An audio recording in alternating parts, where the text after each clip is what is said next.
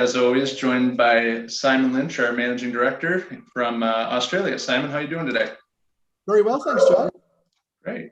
And the person who's on mute is Scotty John. He's currently taking a look at what we have going on, answering any questions. Again, Treasury Talent community, as you do have questions, or if there's anything we talk about today that really hits the note with you, make sure that you're dropping likes, comments, everything else that goes into that. Scotty is monitoring that. And he's quickly becoming our resident ski expert. We are joined today by Craig Leslie. Craig's the treasurer over at Pacific Life. Craig, thanks for joining us. How are you today? I'm great. It's a pleasure to be with you. Thanks, guys. No, absolutely. Thanks for joining us. Where are you joining us from? So I'm sitting here in Laguna Beach on the west coast in California, and it's a beautiful sunny day. So I'm fortunate to be here. Happy to hear it. Happy to hear it. Well, we appreciate you indulging us in some questions over the next 30 minutes or so. So Simon, I'm going to let you lead it off. Let's get started here. So first question for you, Craig. You've obviously spent a long time in the Treasury world. You started in banking, you've been in the broker-dealer side, plus insurance. What would you say have been some of the highlights that you've had so far in your career? Yeah, so first of all, I'd say financial services is a very fast-moving environment. There's always a lot of change. One of the things I've always loved is you're very close to the markets and the challenges of the markets, and that gives Treasury a real value. I was lucky in an early point in my career at Salomon Brothers in London, which was, a very leveraged, aggressive bond trading house. And it was a global company. And a theme of my career is I've worked at global financial services companies. And, AIG was another notable episode. And it was just a great place to be as we rebuilt AIG. And again, a very global and large organization. So I think the combination of a really robust introduction to financial services at Salomon, and then a career at Citigroup in different roles and locations, and then AIG was a really challenging and educational part of my career as well. Craig, would you say that there's major differences from a Treasury perspective across the industries that you've worked? I think the core principles are very consistent, and obviously the jargon is different. There's not that many people in my experience have moved from being bank or broker-dealer treasurers to insurance. There is a pipeline of people, but not as much as one might imagine.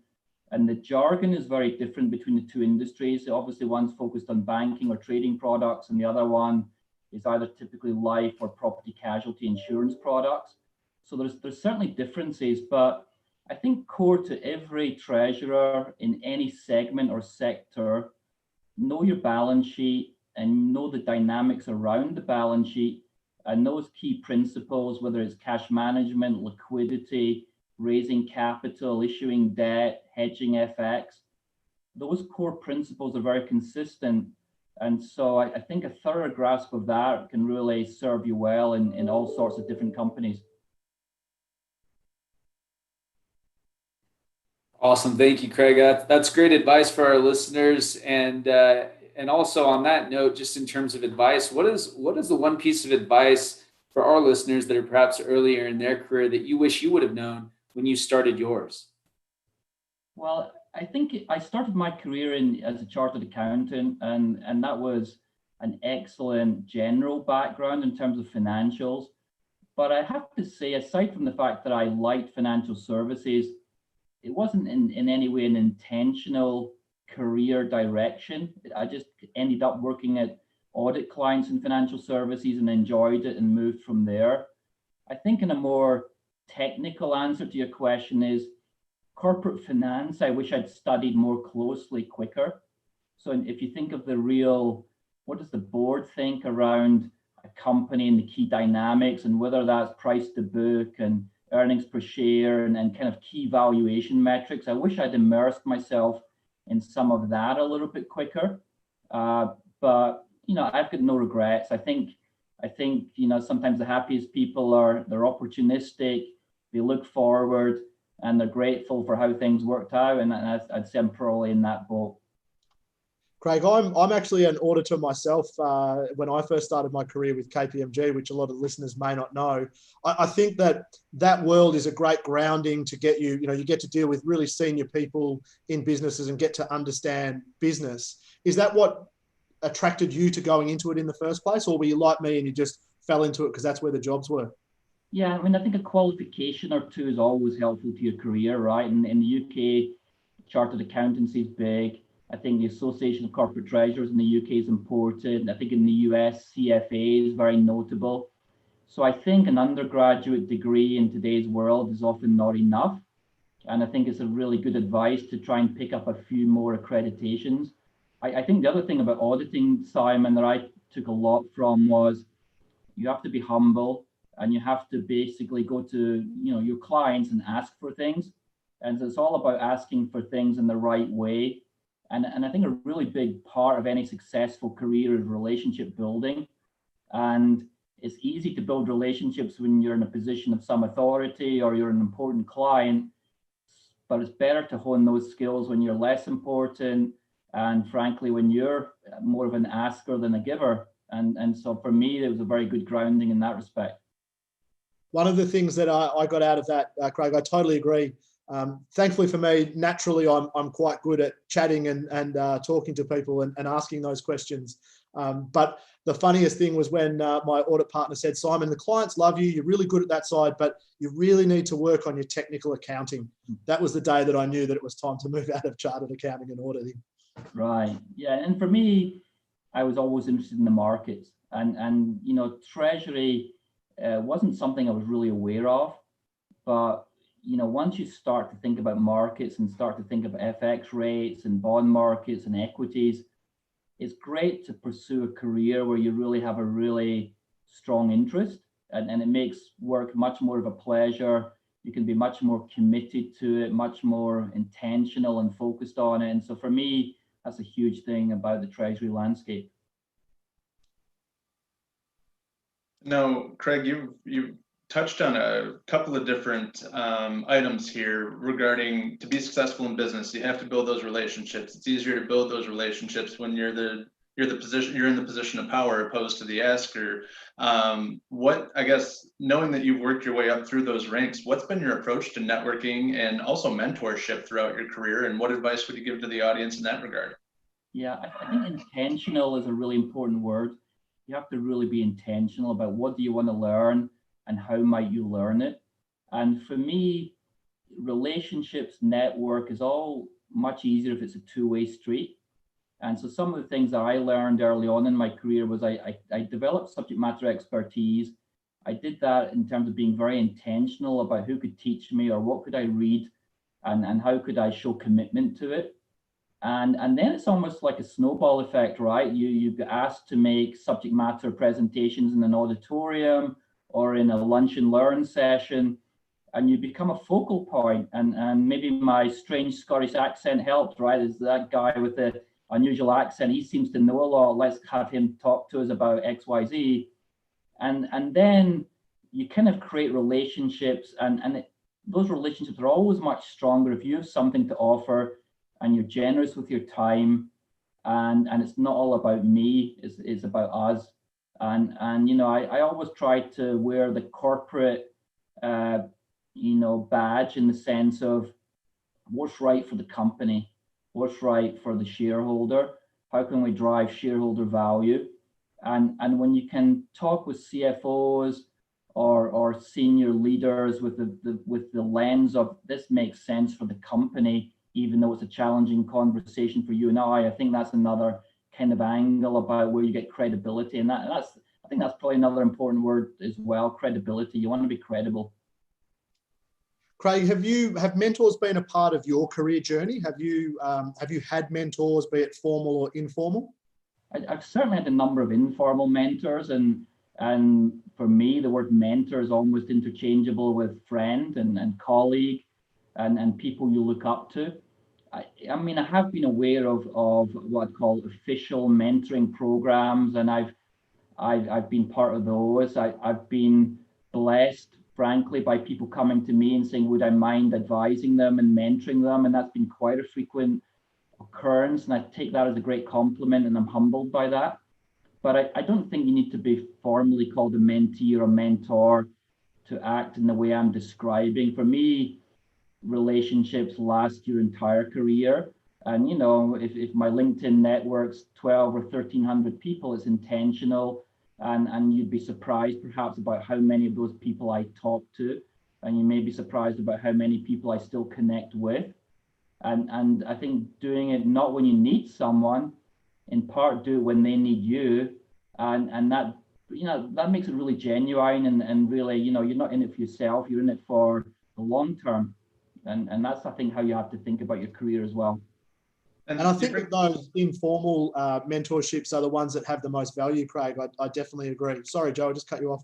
Oh, no, you're okay. I was going to say, you bring up an excellent point about how the mentor-mentee relationship is very much a friendship. It's very much a relationship, which is important because a lot of what you hear right now is, well, you keep work at work and you keep home at home. Obviously, those lines have been blurred a little bit. And I think they probably always have in Treasury. You guys never really stopped working when I kind of like recruiting. But it's just like, you have this narrative of you have to keep work and home life separately in the personal relationships. But the reality is the people that you work with, the people that you look up to, the people you go to become friends in real life. Right. And I think the other dynamic that you almost allude to is when you're in global roles, you don't have that clear segmentation between home life and work life, because if you're sitting in Asia and it's a Friday night, New York's just coming in on a Friday morning. And so you have that, you know, and the Sunday evening calls if you're in New York and you want to talk to Asia first thing Monday morning to get stuff done. So I think the global team aspect, while it can be quite demanding, it also made sure those lines where it wasn't like a fixed way, work in a sense never ends, which makes it ever more important. And this virtual environment is exactly the same. It makes it ever more important to be able to focus, relax, stay focused. But a key challenge in Treasury is you have to be nimble. You know, you cannot predict pandemics and what does that mean for treasurers. You cannot predict market crashes. What does that mean for treasurers? Unexpected rate move, unexpected M&A opportunities. So I think being nimble is another key aspect, being agile and being plugged in. And that goes to technology as well, right? In terms of the way we used to do things in the past isn't necessarily the way we need to do things in the future. And so the whole ecosystem kind of overlaps. And while the core principles don't change much, the opportunities absolutely do, as do the threats, right? As do the risks. Craig, you mentioned global roles there. You've also been a global citizen. Growing up in Scotland, you then, I guess, rite of passage is to go and live and work in London. But you've also been and lived and worked in Tokyo, New York City, and now you're in California. What's your advice to others around being a global citizen and having, you know, global roles like you have?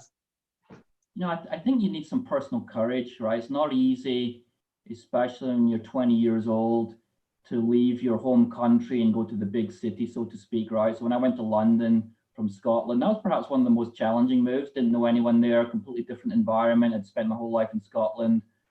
I know when I moved from New York City to Tokyo, half the people I knew in Manhattan thought I was crazy and why would I do that? And frankly, it was one of the best career moves I ever made. And it was a fantastic 5 years there, and that is a zero regret move. But sometimes people certainly have challenges. They have different challenges, would be it family or circumstance. I was lucky that I had the mobility and the, I'll say, the courage to take some of those opportunities and not let them fly by me. That's awesome. And yeah, I think Simon talks about it often here, that, you know, the importance of emotional intelligence when you're a global citizen. It's a great segue into the next question that I have for you. And that is, you know, what do you look for when you're hiring people? You know, I've heard it said that people tend to hire people that are like themselves. And I think that's perhaps the opposite of what you largely should do. I mean, one adjective I like, which I'd like to think I am myself, but which I want in a candidate, is hungry, right? I think it's is good to people with a natural hunger, and whether that's a hunger to get ahead, a hunger to learn more, a hunger to extend themselves. That's really critical. And that will, personal drive, in other words, I don't ever want to be micromanaging anyone and telling them to do things. I want them to be looking ahead and exceeding my expectations. And so that's really what I'm hoping to get. I think in terms of skill sets, knowledge, you clearly want to mix. And whether that's products, whether that's how different geographies work, whether that's relationships, the more diversity in terms of those skill sets, the better. And clearly, you also want to create an environment where the team learns from each other. So if you hire a capital markets expert, for example, and the team doesn't have one of those, it's a real tragedy if that person's promoted or leaves in a couple of years and you've not maximized that learning opportunity from having that expert in your team. So I think hiring is just one component of what's the skill set of the team and how do you raise the bar. And hiring's a challenge, right? You don't really know what you're getting until that person's been there for some period of time and how it works out. But you certainly can be very conscientious in terms of what's their background, how did it work out, what do they express as their future aspirations. Something that I think is undervalued relative to purely work ethic or intelligence is people skills, right? And they have to fit in. And if I think of the senior leaders I've interacted with, and you measure them against three lenses, do they work hard? Are they smart? Are they great leaders of people? Typically, the first two are much easier for them to score very highly in. They're really smart, they work really hard. But some of the most senior people can be surprisingly uneasy with large town hall meetings, with interacting with the troops. And so at all levels of hiring, whether it's junior, mid-level, or senior, I think it's easier to get people that have got great people skills, it's not easier to get them, it's an easier point to conclude upon. If someone's naturally got a real good personality, they're flexible in their outlook, the kind of person you want to work with, and they can give you that impression, that makes them a much more straightforward hire in my book. Is there something in your repertoire, Craig, like a lot of the things that you're talking about there, drive, motivation, they're hard to know on a black and white piece of paper. Is there anything that you use in order to try and get that information out? I mean, obviously, as you have the conversation, you're just trying to tease out honesty and frankness. When I'm interviewing someone, I don't expect them to have the perfect answer to whatever question I might ask, but it's more what's the words they use in answering the question. I also self-reflect and say, when I started my career, I was not the most confident person, and I would be nervous talking to a large group of people. And so you have to also realize, when you hire a new graduate, it's not what they are the day you hire them, it's what they can be. And so you're trying to spot opportunity and potential, right? And so it's great to hire potential. It's just harder to spot potential. But obviously, someone with potential has a much more affordable price point than hiring the finished article who's really excellent in everything, right? So that's the whole point of hiring at the junior levels, growing them, teaching them, mentoring them, encouraging them, and giving them an environment where they can prosper. Yeah, and Simon, that's exactly the question I was planning to ask. And so, great question. But Craig, I'm curious. It sounds to me like for you, it's hiring somebody who maybe isn't 100% of the way there in terms of experience is important, right? So you're basically saying you would be willing to give somebody with the potential and opportunity to learn on the job. Is that fair to say? That's absolutely right. But ideally, the decisions they've made give you a sense that their interest, their desire is really genuine, right? So you look to say, well, what did you study and why? What was your first job and why did you choose that role?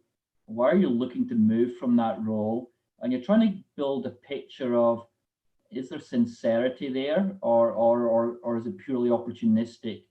And you're trying to build a team for the long term. You want to win in the long run, right? And someone who you invest 2 or 3 years of your team's time in and making them better, you really don't want them just 2 or 3 years. You want them there for the long run, and you want them to be able to, over time, create value that the rest of the team might not create. And whether that's more mathematical and analytical skills, whether it's a technical affinity with IT, whether it's specific market knowledge in a jurisdiction where you're trying to expand into.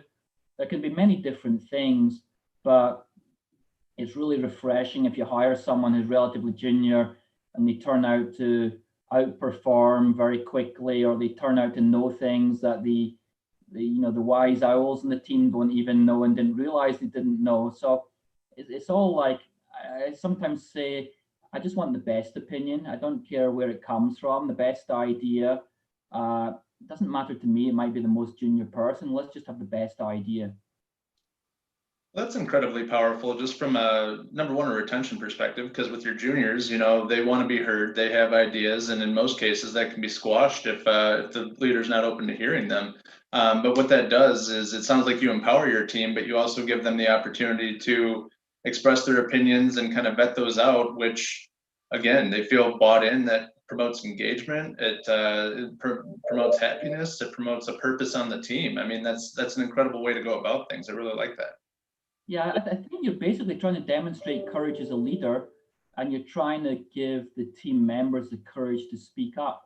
And as you said earlier, as a global citizen, I know in Asia, for example, from a environment perspective, sometimes it's tougher for people to have the confidence to speak up. And you walk in there with, let's say, American values and American expectations, but that's not the right way to think. You have to adapt to the cultural norms, and you have to try and install confidence and courage, and have your people know that you have their back, right? They have to trust you to give you their all, to give you, their loyalty and commitment. And like everything else I described, it's a two-way street, right? You want to treat others as you wish to be treated yourself. And something I've always said about the different bosses I've worked for, you're trying to really distill what were the really great things that your boss, exhibited, and capture those. And those things that your boss disappointed you with, where they were weaker, don't hold that against them, move on from that. But as a leader, you're trying to grow as well, right? And you're trying to say, well, what did my boss do that I didn't do or didn't know? How can I grow in that way so that ultimately I'm not standing still where I am, but instead progressing to where my boss is? Sounds like you've been joining some of the midday conversations I have when Scotty and I connect, just to talk about what's going on in the business and leadership, and how Simon and I work together and everything that goes. That's awesome. While we're on that line of thought, sitting in the treasurer's seat, what makes a successful treasurer in the eyes of a CFO, a CEO, or a corporate board? I think credibility and trust is kind of table stakes, right? They have to know, for such an important role, they've got the right person doing it. And so I think early doors, you really have to demonstrate you know what you're doing, and you can prioritize accordingly. You can be agile when circumstances require it to be, and you have to lead with conviction. And I think confidence and self-confidence is part of an essential component, because when you're talking to a board, you can't be mumbling. I feel like you have to call it exactly as it is. Sometimes decision making isn't a clear yes or no. There's a level of gray. And I think when you're trying to help the CFO navigate capital markets, or a board make decisions on capital raising, it's really helpful if the treasurer has conviction about why now, what might we do, and relate that to the environment, to the competitors, to the pros and cons. But I think a healthy dose of honesty, but likewise conviction is an important thing. If you don't have conviction, you're sort of missing the point. You're paid to be in the seat, to have clarity of purpose, and trust me, you can build conviction from your team. I think you're not an autocrat sitting there making things up on your own. You're leveraging the subject matter experts. Your team are your advisors, and you have to treat them as such. They're respected, valuable subject matter experts. Often people have been in cash management for 20 years. They know exactly why it's not as easy as the CFO might think it is easy, or your capital markets guy has kind of seen and done things throughout different market conditions. FX, you may be asked, should we hedge, this M&A transaction, or should we hedge this episodic revenue event? And that's where your banking group's important as well, right? We've talked about internal colleagues as key team members and advisors. For me, I really leverage and respect the external banking relationships that I have, and the deep expertise in those institutions. And that allows me to build conviction as well. I'm always cross-checking opinions and fact patterns, and what do rating agencies say, what do banks say, what do regulators say, and what's the right way to navigate that maze. Craig, technology is changing very rapidly. How do you see the role of the treasurer changing in the next short term around technology advancements? I think it brings a ton of opportunity. I think many corporate strategies are very much linked to digital and the digital experience for their customers. And being part of that ecosystem, and especially in financial services, which really is our product is typically cash or things heavily related to cash. And so when you think digital and you think of how do we send money at its most basic context, and you think of places like the United States with millions of checks in circulation, and how crazy does that really seem in the year 2020 that people are writing paper checks? It really gives you a sense of the scale of the opportunity as you transform a treasury to be hopefully entirely digital at one point in the future. And it's challenging because even the banks themselves, they have digital strategies, and sometimes they're demanding wet signatures. And you're thinking to yourself, how can that be that they want a wet signature, so to speak, on a piece of paper? This should really be automated workflow, digital, no paper whatsoever. So for me, everything's about a value proposition. And I think of the treasurer's role in many ways is we have to drive value, and that can be expressed as incremental yield, reduction of cost, maximization of the opportunity, and we have to protect value, right? You've got to send the right amount of money to the right place at the right time. You've got to fend off cyber attack in terms of how you're the custodian of the firm's financial assets. And so driving and protecting value, equally critical. In fact, probably protecting value is the table stakes, which then gives you, once you've done that really well, it gives you the freedom of time and the freedom to explore how might you drive value. And I think the digital ecosystem ideally lifts everyone up into the, a higher position point in the value chain, right? Who wants to run a team of people that are processing things when instead they could have, RPA, and they have the processes already finished when they come into work, and then they're driving value based on results that are already sitting in front of them. I remember one senior guy to me looked at some reporting he got and he said, I didn't want data, I want information, and I want actionable information. Don't give me data. And so I think taking those lessons to heart, right? Think of what does your audience want? What do your stakeholders expect and demand? And another key thing that I always try and throw out there is, what are my competition doing? What does good look like? And it's quite hard to always be an inventor, but you can certainly be a pretty fast follower. And I think the network and relationships comes back to that again. Who are my key banking partners? Who are my peers at other organizations that I talk with actively and intentionally? And what's their value propositions? And if I'm missing those, how can I find out about them quickly? And how can I basically harvest those opportunities? No, that's awesome. Scotty, is there any questions from the audience, from the LinkedIn audience? No, there's actually not questions. I have asked a couple of times here and I'm just getting a lot of love back. So thank you to those of you who appreciate the conversation and are thanking Treasury Talent for giving Craig the platform. I'll say one more time, last call for any additional questions. Otherwise, we appreciate you being on with us today. And I'm still not getting anything. All right. Well, yeah, Craig, just to echo that sentiment, I mean, thank you. A lot of awesome stuff around here about anything from relationships to mentoring to where you see the treasury profession heading as technology continues to take shape within the industry. So I think I could speak for all of us in saying thank you very much. If we don't have any additional questions, we'll take you off the hot seat, but it's been a pleasure getting to know you. No, thanks. I've enjoyed it. Treasury's fun, and it's been fun being here with you guys today. So thanks again. No, perfect. Thanks. Treasury community, again, thanks for tuning in. And a special thanks again to our guest, Craig Leslie. We'll be here again next week, and feel free to reach out to us or to Craig in the meantime if you need anything, and we'll see you then. Take care.